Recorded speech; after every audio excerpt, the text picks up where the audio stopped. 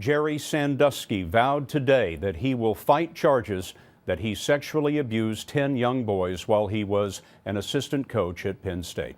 There was supposed to be a pretrial hearing today with Sandusky facing his accusers, but it ended before it began, leaving the lawyers to make their arguments on the courthouse steps. Armen Keteyian is in Bellefonte, Pennsylvania tonight. Armen?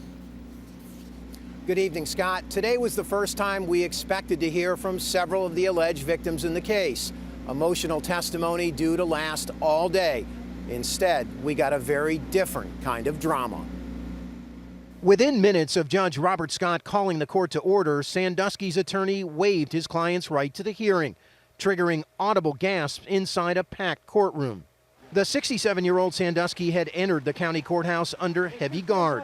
He'll now be formally arraigned on January 11th, where he is expected to plead not guilty to 52 counts related to child sex abuse involving 10 boys over a span of 15 years. As he walked out of court today, he used a football reference to profess his innocence. To stay the course, to fight for 4 quarters. We'll wait the opportunity to present our side. Good morning, folks. Prosecutor Mark Costanzo told reporters the state was ready to make its case, but the decision did spare the witnesses set to testify from reliving their ordeal in public, for now. They will, of course, testify at trial on the case. They've shown great strength, and they were more than ready to be able to tell their story. Attorney Ben Andriazzi read a handwritten note from his client, identified as victim number 4. Nothing has changed. I still will stand my ground, testify, and speak the truth. Andriazzi said the now 27-year-old man was set to testify first when the plug was pulled.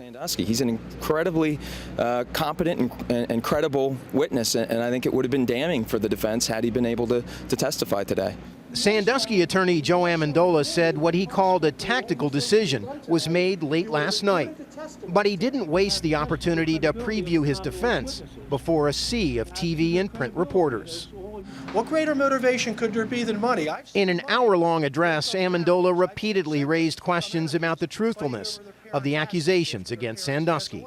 And as all of you know, credibility is going to be the main factor in this case. But the 11th hour decision has given you exactly this kind of platform to make your case to a national media. Is this all part of your legal strategy? When we knew that we were going to waive and we knew everybody was here, we realized that this was an opportunity for us to speak with you as opposed to piecemeal. So it's a very smart move. Well, I'll let you be the judge of that. But I'll tell you this, there will be no plea negotiations. This is a fight to the death. This is the fight of Jerry Sandusky's life. Sandusky remains free on $250,000 bond, and Scott, he will continue to wear that electronic monitoring device. That monitoring is supposed to keep him restricted to his home. Thanks, Armen. Appreciate that.